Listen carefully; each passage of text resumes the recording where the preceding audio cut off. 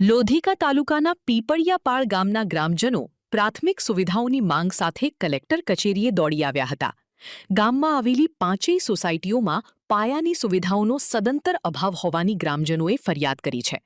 સ્થાનિકોના જણાવ્યા મુજબ ગામમાં પીવાનું શુદ્ધ પાણી મળતું નથી, રસ્તાઓ જર્જરિત હાલતમાં છે અને સ્ટ્રીટ લાઇટની પણ વ્યવસ્થા નથી. આ ઉપરાંત ગામમાં આંગણવાડી કે સ્મશાનગૃહ જેવી પાયાની સુવિધાઓનો પણ અભાવ જોવા મળી રહ્યો છે. વર્ષોથી આ પ્રાથમિક જરૂરિયાતોથી વંચિત રહેલા ગ્રામજનોએ આખરે તંત્ર સમક્ષ રજૂઆત કરી વહેલી તકે ઉકેલ લાવવાની માંગ કરી છે. મારું નામ નંદરાજ બોધ છે. મહાગુજરાત એસટી મહાસભા રાષ્ટ્રીય અધ્યક્ષ છું.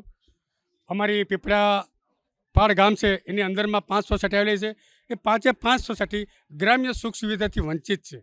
જેવી મુખ્ય મુદ્દાઓ કે પીવાનું પાણી નથી, તદુપરાંત સારા રોડ રસ્તા નથી, તદુપરાંત આંગણવાડી તો અમારા બાળકોને ભણવા ક્યાં મૂકવા, બરાબર. તદુપરાંત જે રોડ ઉપર સ્ટ્રીટ લાઇટો હોવી જોઈએ, અંધાર પર જ્યારે જંગલમાં રહેતો એવું મહેસૂસ થાય છે અમને. બીજું સ્મશાન ગૃહ નથી.